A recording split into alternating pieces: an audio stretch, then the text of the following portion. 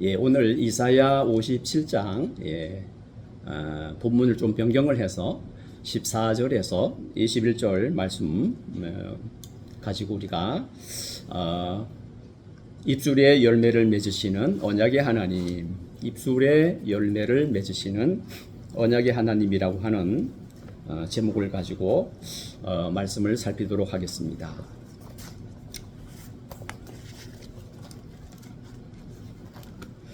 오늘 우리가 이제 이사야 57장인데요. 먼저 우리가 오늘 입술의 열매를 맺으시는 언약의 하나님 요 이제 제목에 대해서 좀 제가 좀 설명을 먼저 드리고 그 다음에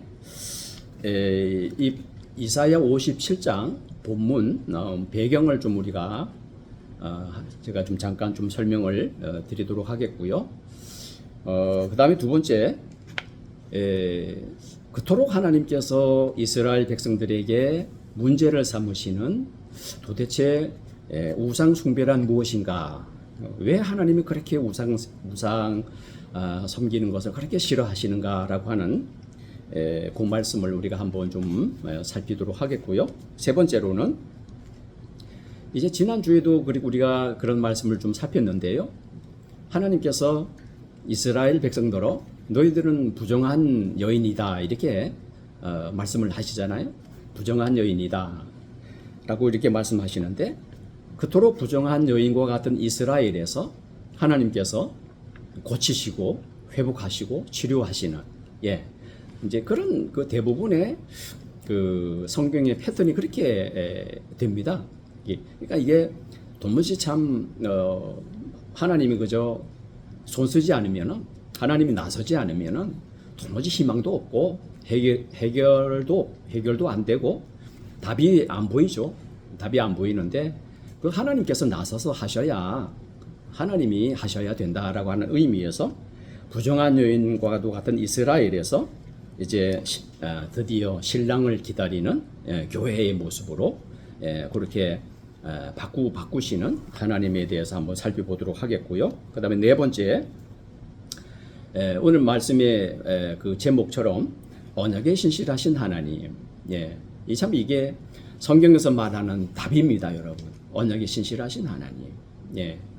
그죠? 뭐 스스로 하나님께서 우리 저나 여러분이나 뭐 이스라엘 백성이나 뭐 하나님이 우리를 살려주셔야 할 그런 의무가 없으십니다. 절대 그런 의무가 없으십니다. 그런데 하나님 스스로가 언약을 맺으셔서 그다음에 이제 하나님께서 맺으신 언약이기 때문에 하나님은 신실하신 하나님, 변개치 아니하신 하나님, 거짓말을 하실 수 없는 하나님이시기 때문에 마침내는 그 언약을 끝까지 지키시고 이루시는 그 하나님. 그래서 언약에 신실하신 하나님.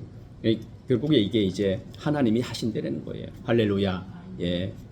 우리의 삶 자체도 우리가 저와 여러분이 부르심을 입고 자녀가 되고 죄 용서를 받고 구원을 얻고 예수님을 믿고 성화가 되고 그다음에 이제 때가 되면 하나님이 우리를 부르시면 영화되지 않습니까? 그죠? 이런 길을 우리가 걸어가고 있는데 이 모든 과정이 알파와 오메가 되시는 하나님이 하시는 일이라는 거죠.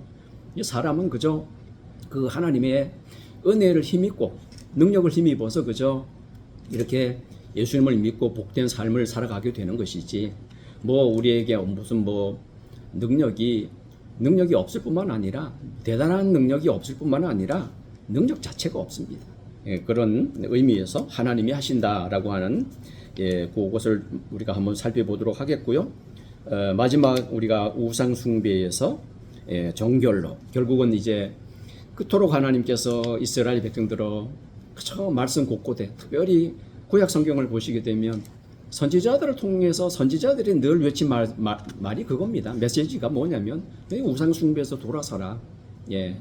드디어 우상 숭배에서 정결한 예수 그리스도의 정결한 신부의 모습으로 우리가 특별히 지난주에도 그 말씀 좀 잠깐 살폈는데요.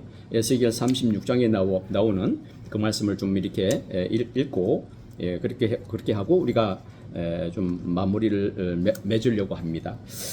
자, 오늘 말씀 보시게 되면 특별히 이 말씀이 이제 어디 있습니까? 자, 네, 19절 말씀이 나와 있잖아요. 입술의 열매를 창조하는 자 여호와가 말하노라라고 이렇게 말씀을 하시는데, 이 구절을 이제 그 해석을 할 때에 이제 여러 가지로 좀 해석을 합니다. 입술의 열매라 그러면은 이제 회개를 의미한다라고 보는 그런 분들도 있고, 또 뭐 이제 입술의 열매를 이제 우리가 하나님께 감사를 표현할 때에 우리가 찬양할 때에 우리 입술에 그 찬양을 하지 않습니까? 그죠? 그러니까 우리가 하나님을 찬양할 때에 입술로 하는 이제 그런 그 찬양이 되니까 입술의 열매를 찬양의 열매로 보는 또 그런 분들도 있고 그렇습니다만은, 저는 이제 이 말씀을 입술의 열매를 창조하는 자 여호와가 이렇게 말하잖아요. 입술의 열매를 창조하는 자 여호와가라고 하는 그 여호와가라고 하는 이 말씀이 이 하나님께서 하시는 일이다. 그래서 이 말씀을 저는 이제 언약의 신실하신 하나님을 이렇게 해석을 합니다.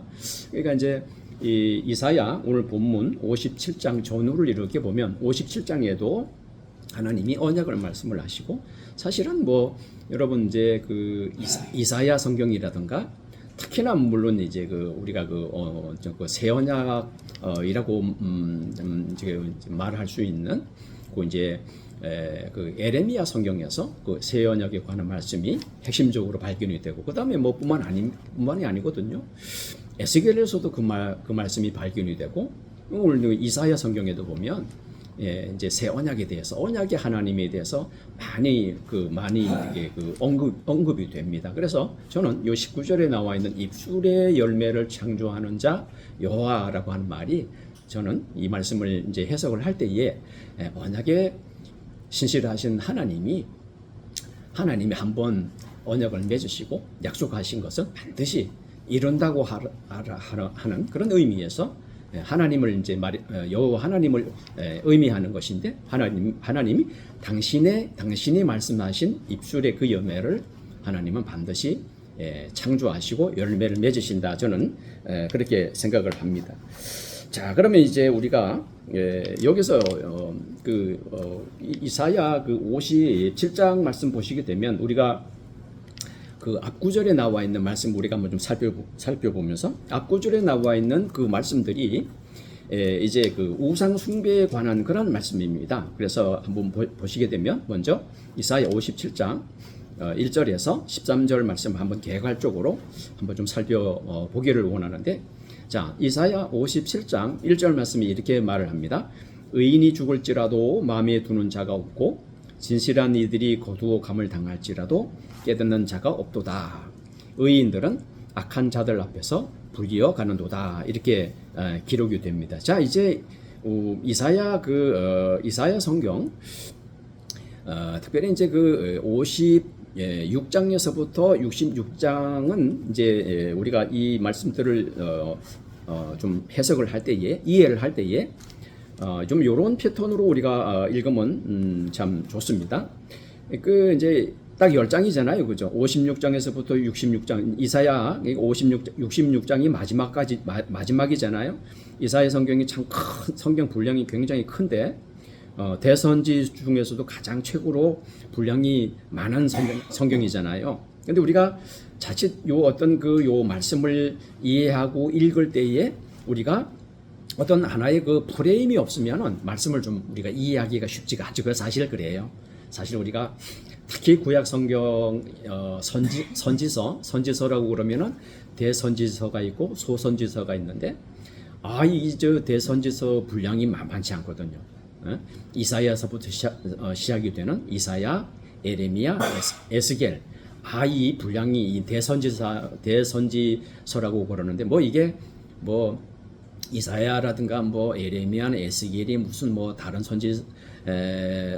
선지자에 비해서 특별하게 그런 크다라고 하는 그런 의미가 아니고, 그 성경 분량이 많기 때문에 대선지서, 성경 분량이 적은 선지서는 소선지서 이렇게 분류가 됩니다. 그런데 아닌 게 아니라 요 뭐 진짜 이사야, 에레미야, 에스겔 요 성경 분량이 아주 만만치 않거든요. 특히 여러분 이사야는 66장까지가 되어 있는 거거든요. 근데 더 중요한 것은 여러분 분량이 매우 방대할 뿐만 아니라 그 읽기가 사실은 읽고 이해하기가 뭐 그렇게 수월치는 않은 거거든요. 그런데 이사야 56장 10장이잖아요.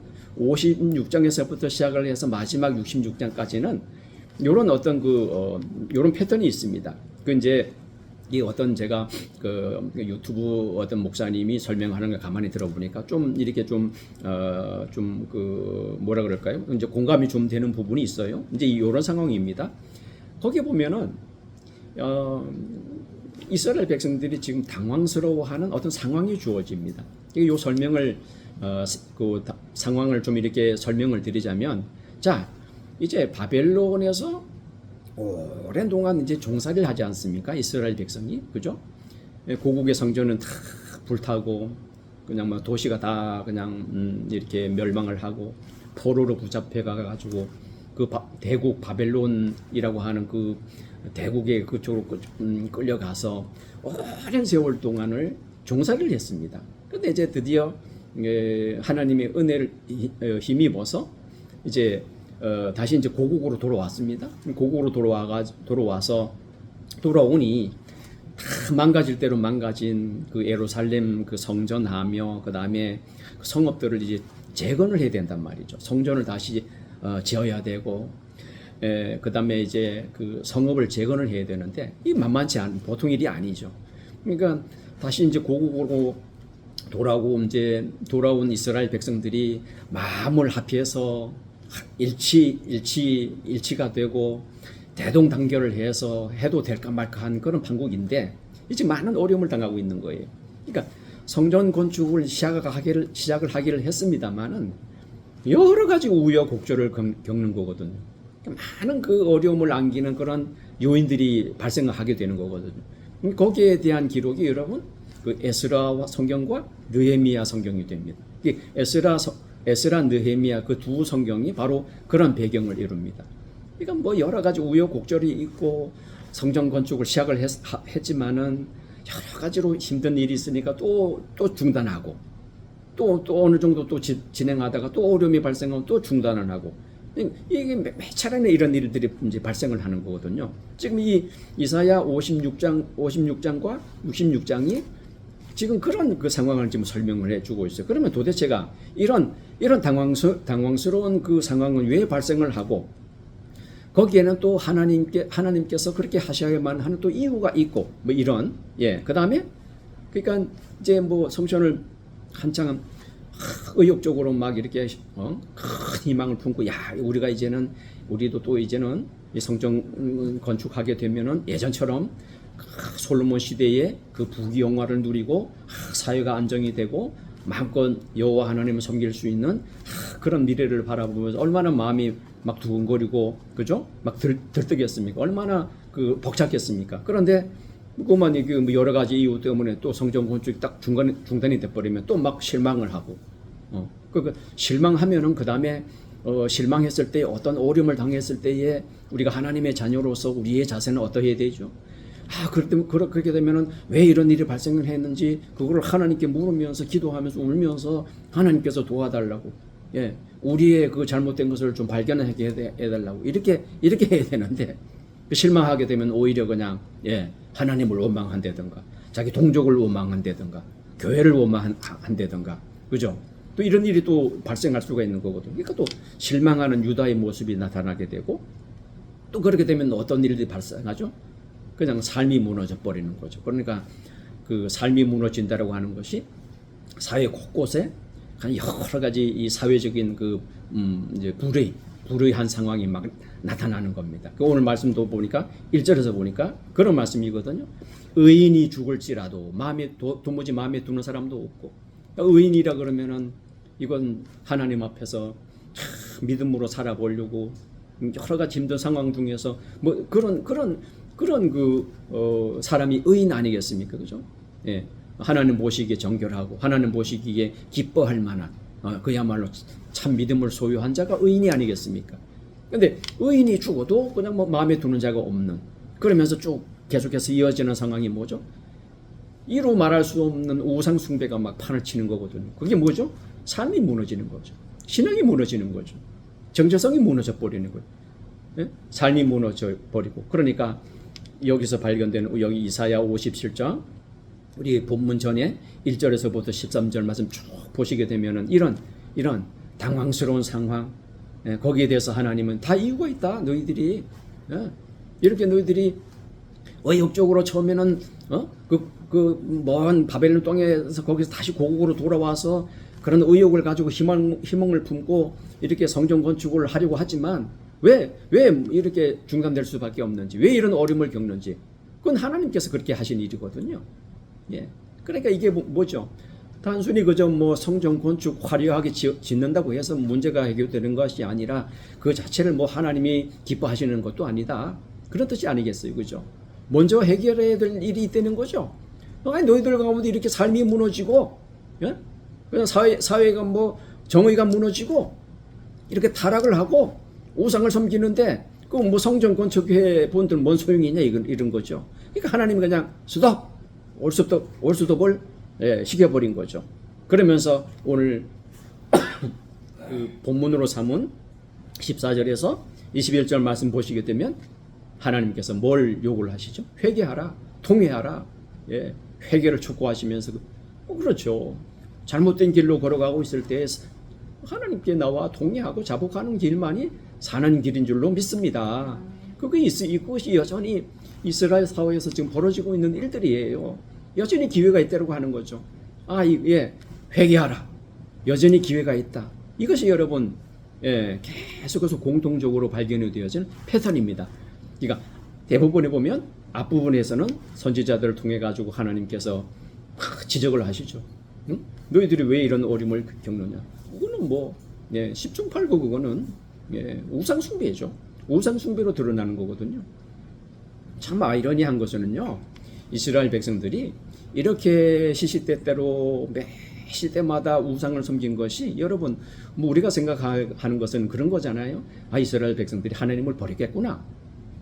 그럼 하나님을 완전히 떠나서 그동안에 섬기던 하나님을 떠나서 그냥 주변에 있는 그 열방들의 그런 그 문화 우상에 그냥 그쪽으로 그냥 올인을 했겠고, 그게 아니거든요. 그게 아니에요. 이스라엘 백성들은 하나님을 버린 적은 없어요. 무슨 얘기예요? 그러니까 뭐 자기들 그동안에 뭐 계속 조상 대대로부터 물려받은 그걸 버릴 수가 없겠죠. 그죠? 그 율법을 율법을 그래도 자기들이 뭐 완전히 뭐 도외시하고 떠난 적은 없어요. 그러니까 뭐냐면 이게 혼합 신앙이라는 거죠. 혼합주의. 하나님도 섬기다 하고 이방 문화도 섬기고 우상도 섬기고 하나님도 섬기고 어중간하게, 그죠? 목사님들이 그렇게 표현하듯이 교회도 한쪽 발 딱 디뎌놓고 세상에도 한쪽 발 디뎌놓고 어중간하게 그 양발 딱 이렇게 그냥 양발 짚어놓고 여기가 유리해 보면 이쪽으로 가려고 그러고, 사실은 뭐 여러분 한쪽 발을 하나님께 두었다고 하더라도, 그죠? 사실 그게 엄밀한 의미에서 하나님께 한쪽 발 둔 겁니까? 그죠? 그거는 혼합신앙은 신앙이 사실 아닌 거죠. 그러니까 여러분, 자기들이 좋아 보이면은 또 우상을 선택을 하는 거예요. 그게 좋으면은 또 그냥, 거기 또 마음이 뺏겨가지고, 그것도 그쪽에다가 쫓아가는 거예요. 지금 그런 죄악상, 우상 숭배에 대한 죄악상이 지금 여기서 57장에서 그려지고 있는데, 여러분, 하나님이 묘사할 때는 굉장히 심각합니다. 그 정도가 보통이 아니에요. 하나님께서 여기서 볼 때 아주 저는 충격요법을 하나님이 쓰신다고 보는데, 우리가 그 말씀 한번 보시게 되면 보세요. 3절 보시게 되면 무당의 자식이라고 그래요. 무당의 자식. 야, 간음자, 음녀의 자식들아. 그러면서도 이 무당의 자식이고 간음자와 음녀의 자식이라고 불리면서도 하나님 뭐라 그러세요? 너희는 가까이 오라, 또 이렇게 말씀하세요. 참 이해할 수가 없죠. 그거 어떻게 우리가 생각하기에도 참 우리가 좀 그러잖아요. 무당이라 그러면 뭐 남자 무당을 박수라 그러나요? 그죠? 그죠? 뭐 무당이라 그러면은 참 우리가 생각만 해도 좀 불편하잖아요. 그죠? 아우, 참 완전히 영적으로 저렇게 깜깜한 완전히 그냥 어둠의 세력에 눌려 조종을 당하고 이용을 당하고 그야말로 정말 우리 하나님 자녀의 그 자녀들의 영혼을 좀먹는 그런 아주 하나님을 정말 뭐라 그럴까요? 하나님을 대적하고 그런 이미지잖아요, 그죠? 무당이라 그러면 아주 그냥 그 우상 중에서도 그죠? 뭐 미신 중에서도 아주 그냥 그런 뭐 우리 좋게는 뭐라고 표현하죠? 무속인이라 그러잖아요. 또 그분들의 그래도 그분들도 인격을 그래도 좀 이렇게 너무 좀 무시하지 않으려고 하는 그런 용어를 써서 그래도 뭐 그렇게 부릅니다만은 그러나 사실 여러분 무당 그러면 우리가 벌써 와닿는 느낌이 어때요? 굉장히 불편하잖아요. 또 뭐라고 불러요? 이 간음자와 음녀의 자식들아.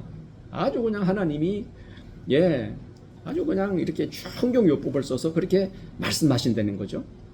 지금 그런 상황입니다. 보면 그러니까 우리가 한 4가지 정도 사회적으로 여러분 타락하면은요. 우리 하나님 백성들이 타락을 하게 되면 꼭 그 사회에는 이렇게 불의한 사회가 될 수밖에 없습니다. 그러니까 성경에 보면 특히 이스라엘 그 백성들의 그 삶이 늘 그러했습니다. 그러니까 특히나 그 선지서 성경을 보시게 되면 선지자들은 늘 그렇게 꾸짖었어요. 왜 이렇게 사회가 정의롭지 못하고 그야말로 하나님의 마음은 상대적으로 늘 그렇잖아요. 고아와 그죠? 과부와 이렇게 그죠? 아주 그 사회적으로 어려운 삶을 살아가는 그런 그 대상들을 하나님은 또 오히려 늘 그냥 안타까워하시고 마음에 두시잖아요. 그거 왜 그럴까요? 뭐 그렇다고 해가지고 하나님이 뭐 그런 층들만 뭐 사랑하고 그런 분은 아니잖아요. 그러니까 오히려 가장 우선적으로 그죠 마음을 두어야 되고 도와야 되고 그죠 이렇게 좀 함께 해야 될 대상이기 때문에 그러잖아요. 더 급하잖아요. 그런 분들은 그죠. 그런데 늘 보면 거기에는 안중도 없고 그런 데는 마음 두지 않고 그냥 자기 이기주의잖아요. 그죠? 자, 이기주의. 나만 먼저 생각하고 그런 것 아니겠습니까? 늘 그런 것을 하나님께서 지적을 하시거든. 이 사회적인 불의. 그 다음에 뭐니 해도 이제 이러한 것들이 하나님을 떠나게 되면 우상숭배로 향할 수밖에 없는 거거든. 그러니까 결국은요. 우리 인간의 삶이라고 하는 것은 뭘로 채우냐가 이게 문제인 거죠. 하나님으로 채우든 아니면 그냥 하나님으로 채워지지 않으면은 그 대신에 뭔가가 필요하거든요. 그러면 남은 것은 뭐예요? 이 세상 우상숭배밖에 없어요. 하나님이냐 우상숭배냐 둘 중에 하나거든요. 둘 중에 하나예요. 근데 여러분 하나님이 아닌 걸로 아무리 채워보려고 한들 그게 채워지겠습니까? 채워줄 수가 없죠. 본질적으로 우리 인간이라고 하는 것은 하나님으로 만족할 수 있는 존재인데, 그죠? 그러니까 이렇게 우상숭배에 빠져들 수밖에 없는 거죠. 그런데 거기에 대해서 그 다음에 이제 그렇게 되니까 그 이유와 결과에 대해서 특별히 11절, 13절 말씀 보시게 되면은 이 두려운 상황. 그러니까 하나님에 대해서 실망이 되니까 이렇게 자기가 기대했던 하나님이 난 좀 하나님이 이렇게 해주기를 바라는데 하나님께서 그렇게 안 해주면 어떻게 되죠? 실망하게 돼요. 실망하게 되면 어떻게 되죠? 그 다음에는 자기 마음대로 행해요. 자기 마음대로. 그렇게 되면은 뭐 하나님의 백성은 가만 내버려 두지 않으시잖아요. 하나님이 어떻게 하세요? 반드시 실패하게 만드시거든요. 그러니까 어리석은 이런 실패를 참 인간들은 이렇게 늘 경험을 합니다. 또 그런 상황을 반복해서 경험하면서도 거기서 교훈을 찾지 못하고 또 어리석게 실패하고 그것이 비단 여러분 이스라엘 백성들의 경험이나 삶뿐만이 아니에요. 오늘날 저희들의 상황도 비슷해요. 어리석게 실패하면서도 또 그냥 그 상황이 되면 철두철미하게 그냥 하나님을 붙잡고 언약 따라 살아야 되는데 그렇지 못하는 상황 그런 것을 말해주고 자 그런데 이제 우리에게도 여전히 이스라엘 백성에게는 소망이 있습니다. 왜 그러죠? 하나님께서 회개하라고 말씀하시거든요. 이것이 여러분 복음인 줄로 믿습니다. 이게 복음이에요. 늘 복음은 있습니다. 예. 이사야 성경이 여러분 구약의 복음서라고 그러잖아요. 그러니까 보면 사실은 이사야 성경뿐만 아니라 하나님은 다 책망을 하시지만은 그렇게 죄를 지적을 하시고 그렇게 아주 혹독하게 책망을 하시지만 그게 본질은 아니에요. 그게 주된 메시지가 아니에요. 오히려 주된 메시지는 그 이후에 항상 우리 하나님은 회개하라 라고 하는 복음을 주십니다. 할렐루야. 내가 너를 살려주겠다는 거죠. 예. 너희들 가만히 내버려 두면 너희들에게 소망이 없어. 너희들은 장래가 없어. 미래가 없어. 구원이 없어. 너희들에게는 영생이 없어. 그러니 내가 이렇게 해줄 거야. 할렐루야. 그것이 후회하라고 하는 하나님의 그 본질적인 메시지의 본질이에요. 그래서 회개를 촉구하시죠. 15절에 회개하라. 통회하라. 14절, 15절, 18절에 그렇게 되면 뭐예요? 회개가 뭐예요? 여러분, 회개는 다른 의미 아닙니다. 회개는 하나님께로 돌이킴이 회개인 줄로 믿습니다. 하나님께로 돌이키면 살죠. 이게 뭐라 그래요? 영혼이 소성케 되고 그러면 하나님이 돌봐 주시고 하나님이 위로하신대요. 할렐루야. 이것이 여러분 복음이죠. 이것이 구원이죠. 이렇게 하려면은 하나님께로 돌이키는 방법밖에 없습니다. 저와 여러분이 여러 가지로 어려움에 직면을 합니다. 우리 경률 형제가 사실은 그죠? 우리하고 이렇게 비교해서 큰 차이가 있겠습니까? 어려움이 많이 있어요. 근데 제가 이 시간에도 참 분명하게 내가 하나님의 말씀을 빌어서 말씀드릴 수 있는 거는 그저 하나님께로 돌이키면 살게 될 줄로 믿습니다. 달리 방법이 없어요. 할렐루야. 하나님께로 돌이키면 됩니다. 하나님께로 돌이켜서 회개하고 내 인생 내 마음대로 할 수 없으니 하나님이 도와달라고. 예, 하나님은 충분한 그런 능력이 있으신 분입니다. 할렐루야. 하나님을 전적으로 의뢰하시길 바랍니다. 자, 그렇게 되면 영혼을 소성케 하시고 하나님이 돌보아 주시고 하나님이 위로하시니 이거는 구원에 대한 언어예요. 구원을 설명하는 거예요. 그럼 이제 구원을 얻게 되는 거죠. 예, 이런 이제 맥락으로 우리가 이제 이어지는데 그러면은 도무지 여기 특별히 이제 3절에서부터 이 무당의 자식이라고 표현하시고 간음자라고 말씀하시고 엄녀의 자식들이라고 말을 하는데 사실 여러분 이제 이스라엘 백성들이 이런 그 선지자들이 이런 표현을 많이 씁니다. 너희들은 간음했다고, 어? 너희들이 음녀라고. 이게 무슨 얘기예요? 영적인 간음, 영적인 그 음녀라고 하는 그런 말이에요. 이게 무슨 말이에요?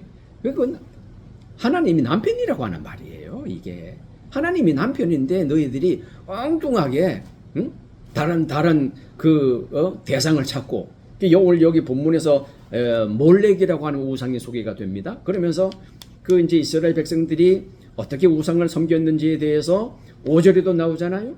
너희가 상수리 나무 사이 모든 푸른 나무 아래에서 음욕을 피우고 골짜기 가운데 바위 틈에서 자녀를 도살하는데 이게 뭐예요? 자녀를 막 희생제물로 이제 바치는 그런 우상을 섬겼거든요. 그게 몰렉이라고 하는 우상이 있었는데 이건 도대체 어떻게 아주 얼마나 비인격적이고 비도덕적이고 잘못된 우상이냐면은 세상에 자기 자녀를 불살라서 그냥 그렇게 희생제물로 바치는 그런 종교라니까요. 몰렉이 그런 일을 여러분 참 이게 영적으로 우리가 하나님으로 만족하지 못한다면 우리 인간은 본질적으로 무슨 일은 못하겠습니까? 별짓을 다 해요. 예, 이런 어마무시한 일들이 이미 그 시대에 있었고 여러분 이거는 사실 이스라엘 백성의 문제만이 아니라 고대에 그런 일들이 있었단 말이에요. 얼마나 눈이 멀어버리면 이 비이성적이고 이런 일들이 우리가 생각하기로는 어떻게 그럴 수가 있어? 이거는 상식적으로 이해가 안 되네 그렇게 했지만은 여러분 그러나 오늘날에도 사실 우리가 하나님의 말씀의 기준에 비추어 보면 진짜 여러분 비이성적이고 인간적이지 못한 일들이 비일비재합니다. 그런 일들이 있었다는 거죠. 그죠? 6절 보면 골짜기 가운데 매끄러운 돌들 중에 내 몫이 있으니 그것들이 곧 내가 제비 뽑아 얻은 것이라. 뭐 제비 뽑으면서 말이죠. 우상을 섬기는 일이 뭐 제비까지 뽑고 말이죠. 또한 내가 여기 보세요. 이게 혼합 종교라고 하는 말이죠. 전제 이런 것들은 율법 중에 나와 있는 하나님께서 이스라엘 백성들에게 예배드리는 방식 중에 하나잖아요. 이걸 섞어 가지고 전제 예물을 그것들에게 드리니 이게 뭐 하나님께 뭔 상관이 있느냐 이런 얘기예요. 내가 어찌 위로를 받겠느냐. 그러면서 7절 보세요. 너들이 높고 높은 산 위에 침상을 베풀고 내가 또 거기에 올라가 제사를 드리고 보세요. 그죠? 8절에도 내가 또 내 기념표를 문과 문설주 뒤에 두고 내가 나를 떠나 벗고 올라가서 침상을 넓히고 그들과 언약을 맺고 또 내가 그들의 침상을 사랑하여 그 벌거벗은 것을 보고 이렇게 하면서 그죠? 9절에 기름을 가지고 몰렉이라고 하는 우상이 나오잖아요. 이 무서운 우상입니다. 예, 어린 자녀를 이렇게 희생 제물로 요구하는 말이죠. 몰렉에게 나아가 향품을 더하고 너들이 또 사시는 먼 곳까지 보내고 뭐 이런 일들이 벌어집니다. 그러면서도 아주 힘든 줄도 몰라요. 10절 보세요. 내가 길이 멀어서 피곤할지라도 헛되다고 말하지 않아요. 내 힘이 살아났으므로 그죠? 쇠약하여지지도 아니에요. 여러분 우리 인생들이 하나님 떠나서 우상을 섬기면 마음이 불안하고 뭐 그냥 불편하고 그러면 우상을 섬기겠습니까? 그죠? 여러분 우상도 나름대로 마음이 위로가 돼요. 예. 여러분 불교 신자들이 뭐라 그러나요? 그걸 사원이라고 부르나요? 뭐라고 부르나요? 그 뭐 법당이라고 부르나요? 그죠? 거기 가가지고 이렇게 그냥 뭐 정성을 다해서 뭐 이렇게 빌고 이래서 그러는데도 도무지 마음에 위로가 안 되고 위안이 없다면 그분들이 그렇게 하겠어요? 나름대로 평안을 얻어요. 예, 위로가 돼요. 그러니까 담대해지는 거죠. 예. 그러니까 지금 이스라엘 백성들의 상황이 그거예요. 그러니까 심리적으로는 그게 심리적인 효과죠, 그죠? 참된 평안이 아니고, 그죠? 하나님께서 주시는 참된 평안이 아니고, 여러분 참된 평안이라고 하면은 성령님이 주시고 예수님이 주시는 그런 구원이 임할 때에 비로소 평안을 얻는 것이죠. 할렐루야. 그 구원도 없는데 그게 참된 평안이 되겠습니까? 심리적인, 예? 일시적인. 여러분 우리가 거기 자꾸 속는 거예요. 세상 사람들이 왜 막 스포츠에 열광을 할까요? 왜 예수님을 안 믿는 사람들이 예배드리는 이 귀한 시간에 교회에 오셔서 예배를 안 드려도 왜 그렇게 살아갈 수가 있을까요? 세상에 주는 그런 일시적인 그런 쾌락과 그런 평안이 있는 거거든요. 근데 그건 속는 거잖아요. 그건 일시적이잖아요. 그죠? 돌아서면 또 마음이 허해지고 그런 거 아니겠습니까? 여기 지금 이스라엘 백성도 피곤해도 헛되다고 말하지 않고 힘이 살아나가지고 쇠약해지지도 않아요. 이런 일들이 발생을 합니다. 자, 그런데 우리가 한번 그것은 참된 해결책이 되지 못하는 것이죠. 여러분, 그러면 결국에 가서 이렇게 이스라엘 백성들이 하나님이 이런 표현을 써가면 이 무당의 자식들아, 이 간음자들아, 이 음녀들아 이렇게 말씀하시는 것은 영적인 간음이거든요. 영적으로 하나님을 떠나니까 지금 이렇게 참 남편 되시는 하나님을 떠나니 이렇게 여러분 간음자가 될 수밖에 없죠. 세상과 버타면 세상과 짝하는데 당연히 그건 간음이죠. 왜? 하나님 바라볼 때는 그건 간음이죠. 예. 정결치 못했잖아요. 예. 하나님의 그 아내로서 말이죠. 그죠? 자, 그러면 이게 바로 우상숭배인데, 그러면 도대체 뭐가 우상숭배입니까? 우상숭배는 여러분 골로새 3장 5절 말씀 가서 보시게 되면 여러분 아시는 대로 우상숭배는 탐심이라고 그러잖아요. 골로새 3장 5절 가보겠습니다. 골로새 3장 5절.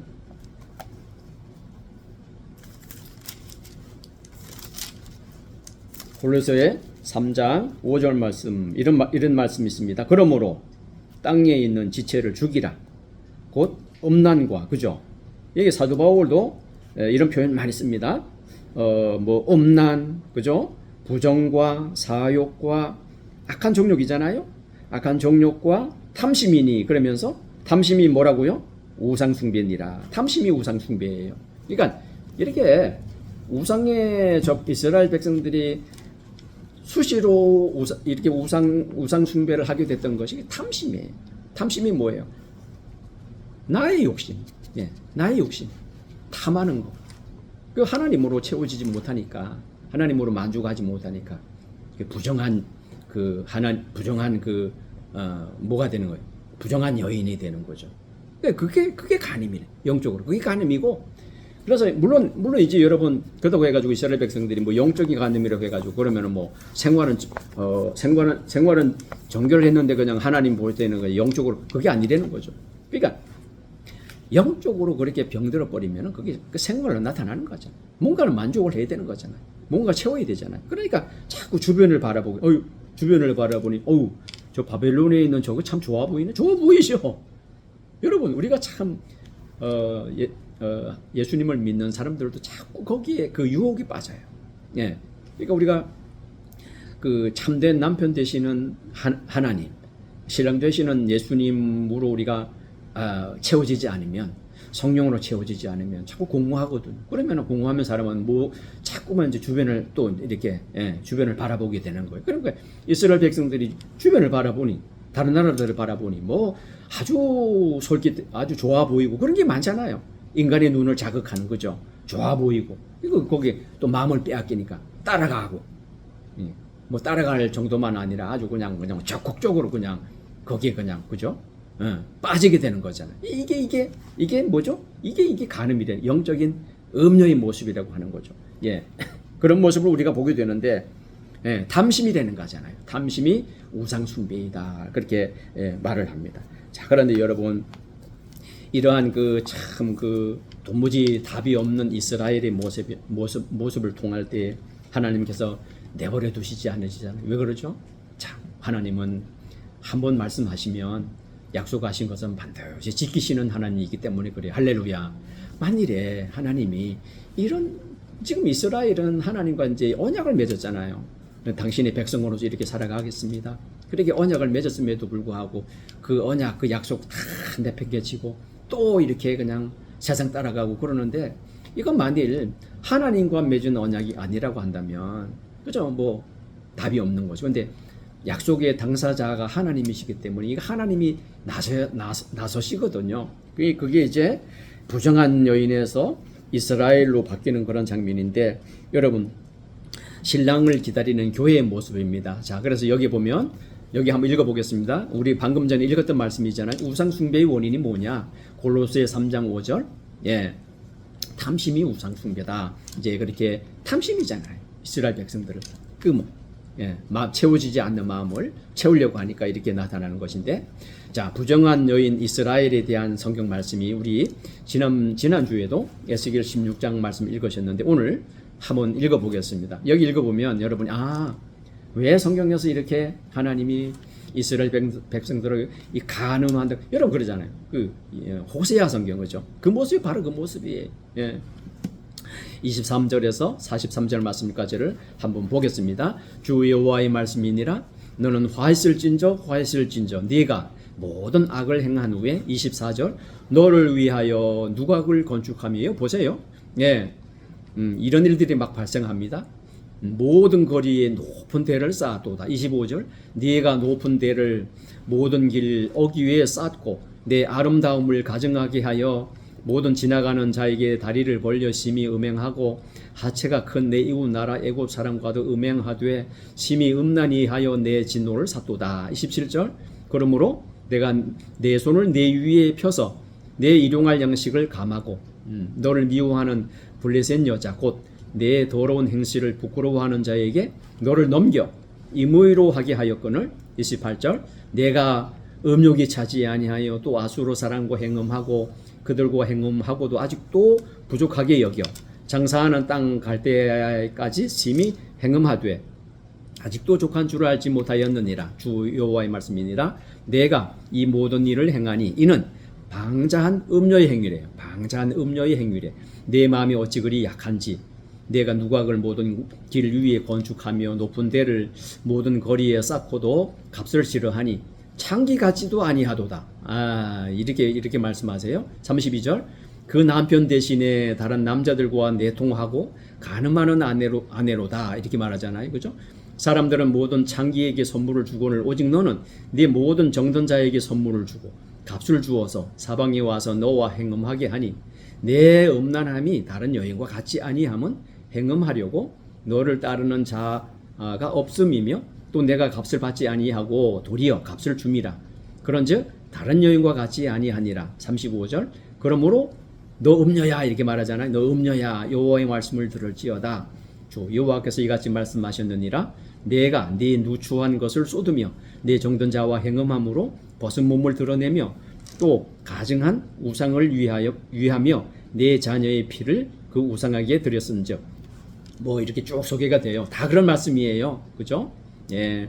37절에도 네 벗은 몸을 그 앞에 드러낸다. 38절에도 내가 또 간음하고 사람의 피를 흘리는 여인을 심판한 같이 너를 심판하겠다. 계속 그런 말씀이에요. 예. 39절에도 내 의복을 벗기고 내 장식품을 빼앗고 내 몸을 벌거벗게 버려두겠다. 그죠? 다 그런 말씀이잖아요. 40절에도 그런 말씀이고요. 내가 너에게 곧 음행을 그치게 하리. 음행한다. 예. 그래서 42절에 그리한즉 나는 내게 대한 내 분노가 그치고, 왜냐면은 여기 질투 나오죠. 하나님이 남편이시니까 이스라엘은 하나님의 이제 아내잖아요. 그러니까 아내가 바람을 피는데 당연히 사랑하는 아내가 바람을 피면 질투심이 당연히 생기잖아요. 그 질투심도 뭐가 있을 때 질투가 나는 거죠. 사랑 없으면 절대 질투 안 하. 사랑이 있으니까 내 질투가 내게서 떠나고 마음이 평안하여 다시는 노하지 아니하리라 이렇게 말씀하세요. 사실은 그게 본심이 아니에요. 여러분 하나님 그렇다고 해서 언약 무시할 수가 없죠. 하나님은 그리 할 수가 없습니다. 예. 그러니까 표현이 그러세요. 43절 네가 어렸을 때를 기억지 아니하고 이 모든 일로 나를 분노하게 하였은즉 내가 네 행위대로 내 머리에 보응하리니 내가 이 음란 또 나오잖아요. 내 모든 가증한 일을 다시는 행하지 아니하리라. 주 여호와의 말씀이니라. 할렐루야. 여러분 이게 참 우리가 읽기로는 이 표현들이 아주 얼마나 적나라하고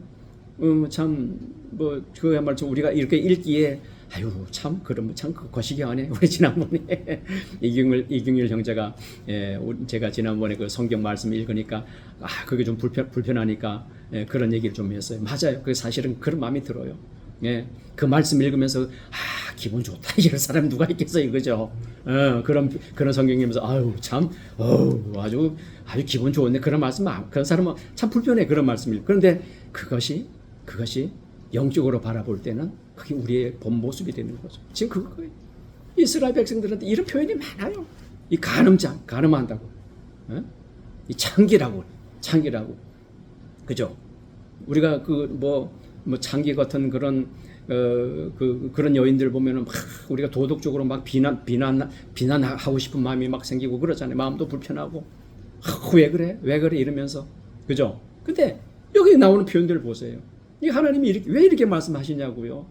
하나님은 남편이시니까 정결하게 살기를 원하시니까. 그것은 비단 여러분 어떤 그 인간적인 도덕 이런 문제를 떠나서 이게 하나님 백성답게 남편 되시는 하나님의 신부답게 아내답게 살아가려고 하는 거죠. 할렐루야. 그것이 이스라엘 백성이어서야만 돼요. 예. 근데 그렇게 살지 못하니까 자꾸 이렇게 말씀을 하시는 거잖아요. 예. 자, 그런데 우리가 언약에 신실하신 하나님이 아니면 도무지 답이 없는데 오늘 본문으로 삼은 말씀 보세요. 자, 여기에 14절부터 시작이 되잖아요. 자, 그런데 그가 말하기를 이제 하나님께서 소망을 주시는 그런 말씀인데 도두고 길을 수축하여 내 백성의 길에서 거치는 것을 제하여 버리라. 내 백성 하나님의 백성을 가로막는 것이 하나님 백성이 응당 걸어가야 할 그 길을 자꾸 막아버리는 거 뭐예요? 우상이죠. 죄죠. 그것을 제하여 버리라. 사실은 그 하나님 은혜가 아니면 여러분 이 부정하고 우상 숭배의 삶에서 우리 인간은 벗어날 수가 없습니다. 하나님이 제해 주셔야 돼요. 할렐루야. 예, 15절 지극히 존귀하며 영원히 거하심. 이제 하나님 이런 분이죠. 거룩하다. 이 하나님, 이스라엘의 남편 하나님은 거룩하시거든요. 죄와 타협이 안 되거든요. 그러니까 죄에는 하나님 구원받을 수도 없고 하나님 자녀가 될 수도 없고 백성이 될 수도 없고 함께 살지를 못하거든요. 하나님은 남편 되시는 하나님은 정결하신 분이기 때문에 거룩하시기 때문에 어떻게 해야 돼요? 거룩하다 이름하는 이가 이와 같이 말씀하시되 내가 높고 거룩한 거룩한 하나님 거룩하시기 때문에 거룩한 곳에 계셔요. 또 통회하고 마음이 겸손한 자와 함께 있대요. 왜?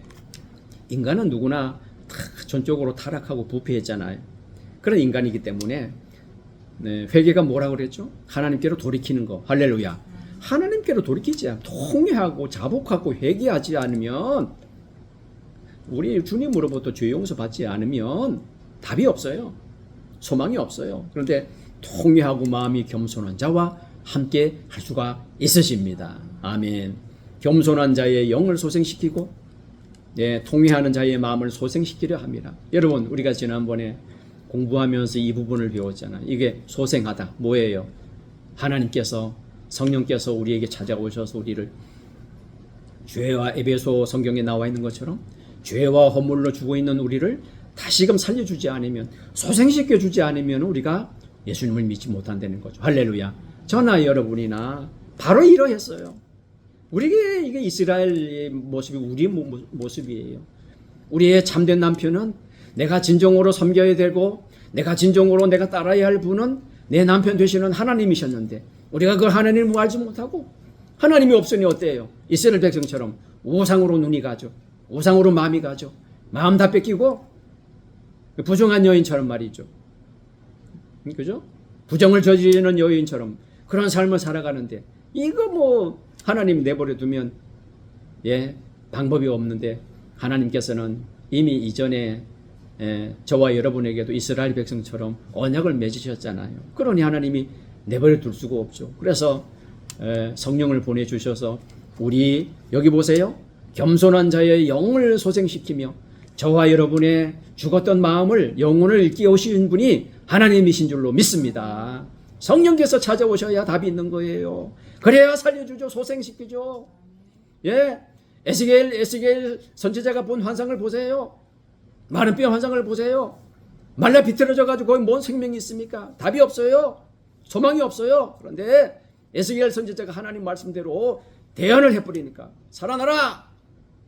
대언하니까 그냥 성령께서 오셔서 그 마른 뼈가 다시 큰 군대를 이루시잖아요. 할렐루야. 그것이 우리의 모습이에요. 보세요. 통회하고 마음이 겸손한 자와 하나님이 함께 하시는데 그 영을 하나님이 성령으로 먼저 찾아오셔서 소생시켜주지 않으면 답이 없어요. 그게 이스라엘의 모습이에요. 동의하는 자의 마음을 소생시키려 합니다. 이것이 새 언약입니다. 이것이 언약의 하나님입니다. 언약의 신실하신 하나님이 하나님이 하신다는 거죠. 하나님이 하신다는 거죠. 우리가 이 말씀을 한번 보시게 되면 자 여기 나와 있죠. 하나님이 하신다. 오늘 15절에서 18절 말씀이신데 우리 한번 읽어보겠습니다. 여기 이제 하나님이 하신다는 거예요. 하나님이 하신다는 거는 하나님이 언약의 신실하신 하나님께서 남편 되시는 우리 하나님이 가만히 내버려 두지 아니하시고 이제 드디어 나선다는 거죠. 우리가 신약적인 표현으로 말씀을 드린다면은 바로 살려주시는 분 누가 오셨어요? 예수님이 오신 거예요. 할렐루야.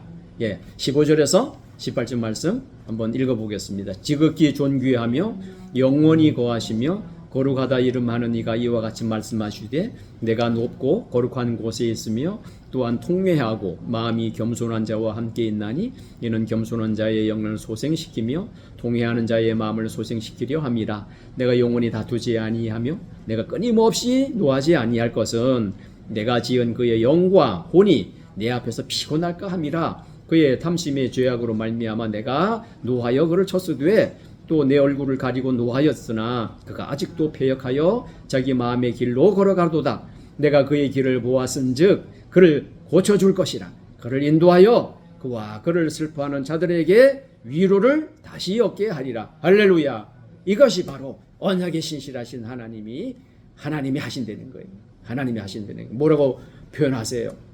자 보세요. 내가 16절에 영원히 다투지 않겠다. 왜? 하나님이 그냥 그 꼬라지 보고 있으면 사실은 영원히 다투셔야 돼. 예, 그죠? 영원히 다투셔야 돼.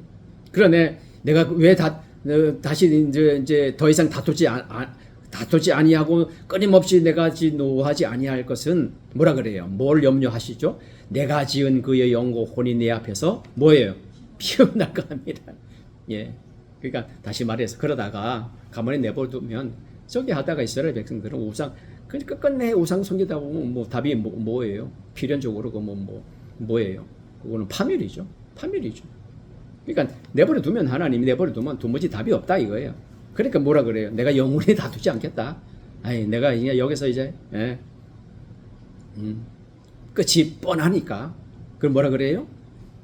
내가 영원히 끊임없이 노하지 아니할 것은 내가 지은 그들의 영과 혼이 내 앞에서 피곤할까? 뭐예요? 그냥 완전히 그냥 우상이 졌고 그래서 완전히 그냥 실족할까? 넘어질까? 그걸 걱정하시는 거죠. 그리고 17절에 탐심의 죄악이라 그러죠. 아까 말씀을 드린 우상 숭배가 뭐예요? 탐심의 죄. 탐심의 죄악으로 말미암아 내가 노하여 그를 쳤고 내 얼굴을 가리고 노하였지만 하나님이 얼굴을 가리고 노하니까 이제 자꾸 그런 일이 발생하는 거죠.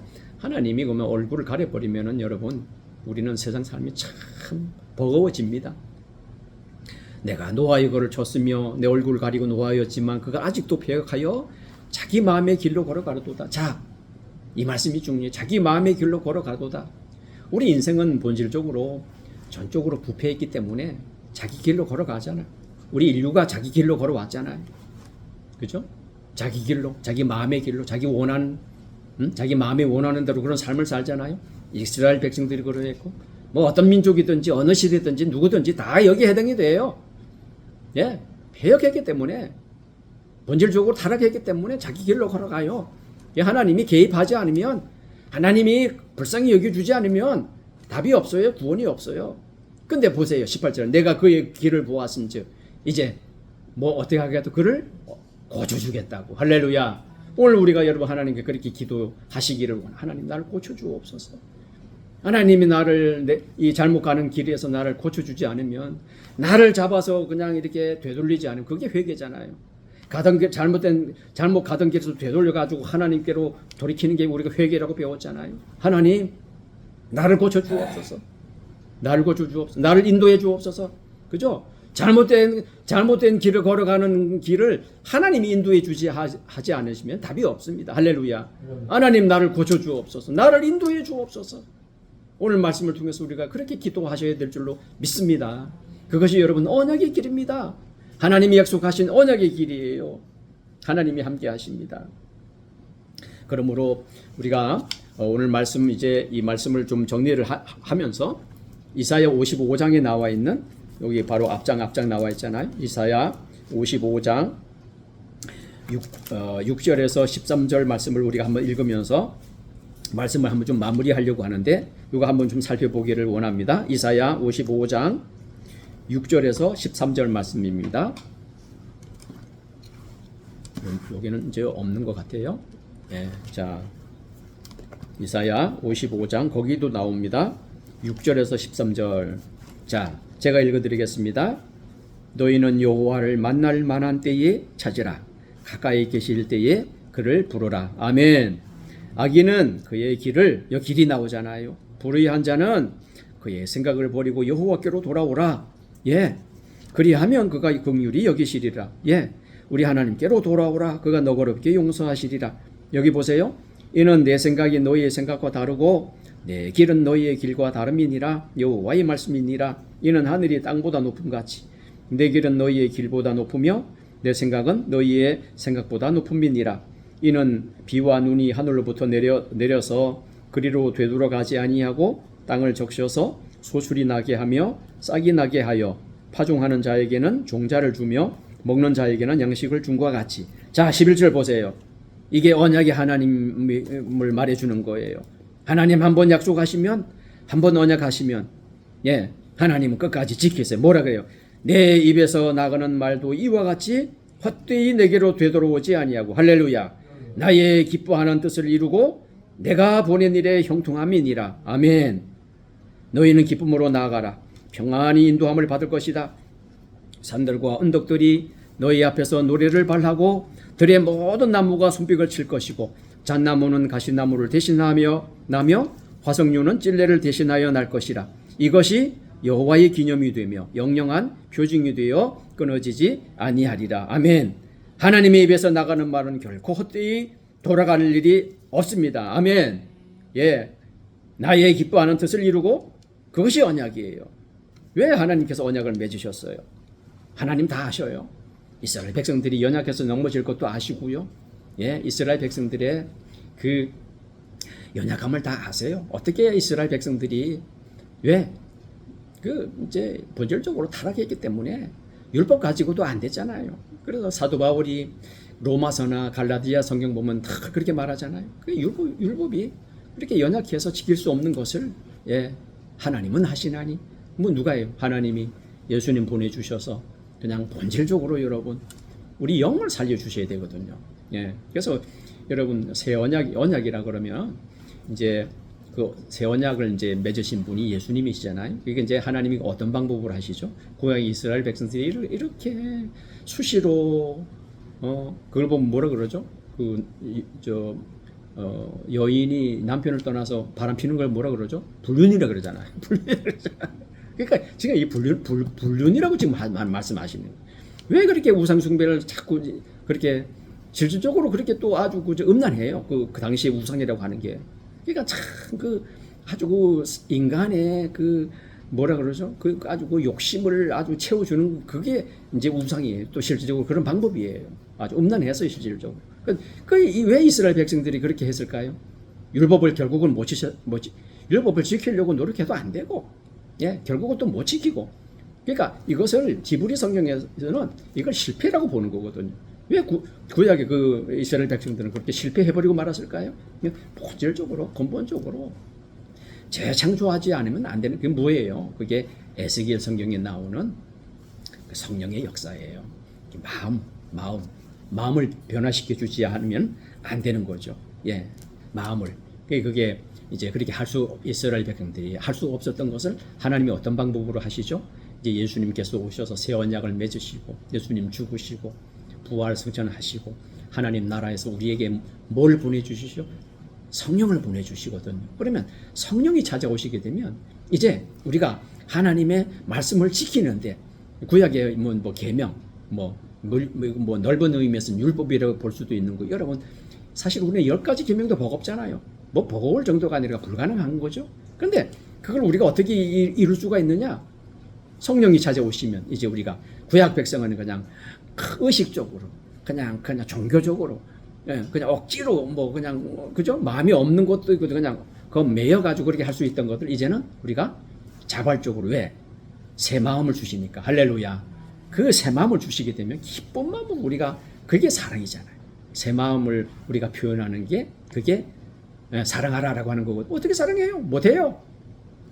예수님께서 오셔서 나를 위해서 십자가에서 죽으시고 나의 모든 것을 다 이루시고 나를 대신해서 그렇게 죽으셔서 내가 구원을 얻었다라고 하는 것. 예. 그래서 그것을 몽땅 예수님 의의를 우리에게 그냥 넘겨주는 바람에 내가 예수님처럼 의인이 됐다고 하는 거. 그러면은 이 귀한 은혜를 입은 하나님의 백성들이 자발적으로 기뻐서 사랑하지 않겠습니까, 여러분? 할렐루야. 그런 새 마음, 그게 새 마음이에요. 이 새 언약에서 주어지는 이 새 마음, 그게 에레미야 성경에도 나오는 거거든요. 예. 그러면은 우리가 드디어 율법을 이루고, 진정한 의미에서 율법을 이루고 계명을 지키고 하나님의 말씀을 자발적으로 내가 기뻐서 이루고 실천하게 되는 하나님의 자녀가 되는 줄로 믿습니다. 자, 그래서 여러분 입술의 열매를 맺으시는 언약의 하나님 감사하시기를 바랍니다. 결론적으로 19절 말씀 우리가 한번 읽고 마무리하도록 하겠습니다. 한번 읽어보겠습니다. 시작. 입술의 열매를 창조하는 자 여호와가 말하노라. 먼 데 있는 자에게든지 가까운 데 있는 자에게든지 평강이 있을지어다. 내가 그를 고치리라 하셨느니라. 아멘. 하나님이 고쳐주지 않으면, 하나님이 해결하지 않으면 안 되는 거죠. 하나님이 예수님 보내주셨잖아요. 그래서 고치셨잖아요. 해결하셨잖아요. 그리고 이제 성령께서 죽은 우리에게도 찾아오셔서 그냥 또 우상만 섬기던 우리, 음녀 같은 우리, 예? 가늠한 일 삼던 우리, 그죠? 창녀와 같은 우리를 그냥 우리 주님이 오셔가지고 마음을 회복시켜 주셔가지고, 그래서 새로운 창조가 되어가지고 이제는 참 신랑 되시는 예수님만을 바라보는 그런 교회 하나님의 자녀가 된 줄로 믿습니다. 내가 그를 고치리라. 이것이 언약에 나타난 하나님의 그 마음, 하나님의 사상입니다. 내가 나를 고쳐주신 우리 참 신랑 되시는 우리 예수님 하나님만을 바라보며 감사함으로 영원 무궁토록 그분만을 사랑하고 그분만을 신뢰하고 섬기고 나아가는 저와 여러분이 되어지기를 주님의 이름으로 축복합니다.